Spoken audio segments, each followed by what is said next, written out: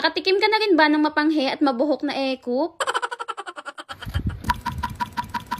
Meron nga pala akong ekop ng baka dito, mga mare. Galing kasi ako sa palengke kanina at binigay nga lang ito sa akin ni kuya. Ekop nga pala ito ng baka, mga mare. Kaya naman gagawin nga natin itong sisig for today's video. Nagulat nga ako dito kasi napakalaki pala nitong ekop ng baka. Nakatikim na rin ba kayo ng ekop ng baka, mga mare? Yung mga ganitong parte nga ay hindi ito masyadong binibenta sa palengke. Kaninang madaling araw nga lang daw ito kinatay, kaya naman ayan at may kuto pa nga ito.